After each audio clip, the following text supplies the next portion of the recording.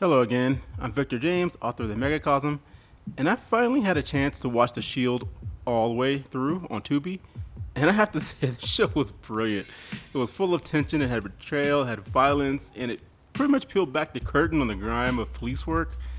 My friends have been begging me for years to watch, and I finally gave it a chance, and they were right. The Shield is instantly in my top 10 of all time shows, and maybe even my top 5 given that ending. But watching The Shield got me thinking about a certain character type, and that's the ride or die chick. Now, I have to admit, in my books, I have women in my books, but admittedly not a lot.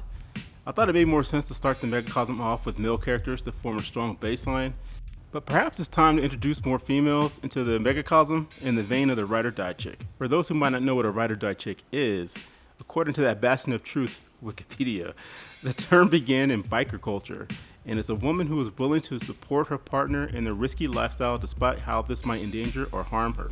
She might even take action to become an accomplice. That term has since been appropriated by everybody, and so Urban Dictionary says pretty much the same thing, that a ride or die chick ain't afraid to be down with her man, and she'll do anything her man needs her to do. So you may be asking how The Shield, a show overflowing with testosterone and masculinity, full of dudes and cops, got me thinking about a ride or die chick. And I'll get to that, but first I want to explore what I believe are 4 types of the ride or die chick. First, I'll start off with what I call the going get tough, the tough get going ride or die. These are your Carmela Sopranos, your Skylar Whites, or your Kim Wexlers.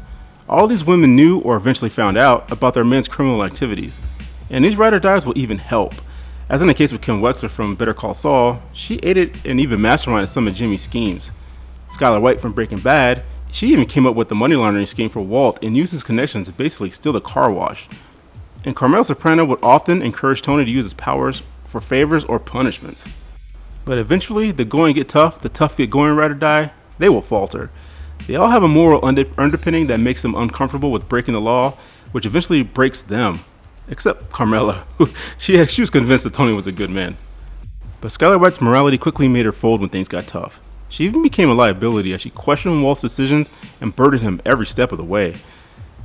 When Kim saw Howard die, all the pressure and guilt from her crimes came in a moment of clarity, and she ended up leaving Jimmy in the end. These are the ride or die women who are great when things are going great, but when things take a turn, they can become an anchor that weigh the protagonist down. And that takes me to the next category of ride or die chicks, and I call them the mean wells. These are your Beth Duttons, your Gemma Tellers, or here it goes, Mara Vendrell from The Shield. These are the women who actually, truly want to help their men and families. They will walk over coals, set fires, even pick up a gun and kill if it meant protecting their family. They will lie, cheat, and steal to the authorities just to cover for their man's actions, so you would think that these are the ride or die chicks you would want having your back. But they come with a catch. The meanwhile ride or die, they want to help, but oftentimes they strike out on their own. When given a task, they sometimes believe mama knows best and will alter the plan. And they often let their emotions override their reason and take rash actions to make things worse.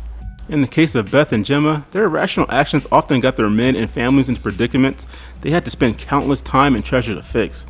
And sometimes, especially with Gemma, her lies to cover for her screw-ups usually led to more chaos and loss of life. Now, I know people hate Mara Vendrell, and I agree, she was an awful, angry, racist human being. But in the end, she never turned on Shane. When he begged her to turn herself in with her son, which was the right thing to do at the time, she refused to do so because she didn't want to break up the family. Yet Mara's actions led them all into a downward spiral, all of which culminated into their awful deaths. So the meanwhile ride or die, they're good to have your backs, but you have to keep an eye on them at all times. But they are better than this next category. This next category I call the absolute psychopath ride or die. These are ride or die women who are ride or die in name only. They preach and talk as if everything is about their family, and it is, to a point. But they are often unpredictable and rather ruthless. Someone like Darlene Snell from Ozarks, she's protective of her own, but she does so out of a sense of false pride, stemming from her past and her budding drug organization.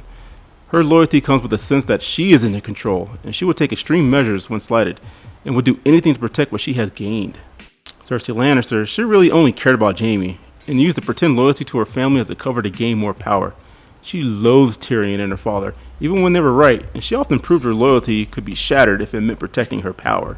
Even Jaime wasn't safe when she abandoned him to fight alone in the north. And Maeve Harrigan from Mobland, she is a drunk, unpredictable psychopath. who says she does things for her family but appears to have her own agenda that still remains to be seen. All of these women are supposed to ride or die, but their violent, unpredictable natures means they're not the women you want having your back, unless you want to find a knife or a bullet in it. But there are true ride or die examples out there. This last category I call the ride or die queens. These are women who absolutely would do anything for their men and families and prove it with their actions. If given an order or task, they will follow it to the letter and only deviate to ensure the original plan works. You can tell them your darkest, deepest secrets and know that they will take it to the grave. And if you're in trouble, they'll pick up a gun and fight by your side, following your lead. If they had to choose between doing what's right and you, they would choose you. Once Trinity kissed Neo in The Matrix, she was his mind, body, and soul. And she proved herself throughout the original trilogy.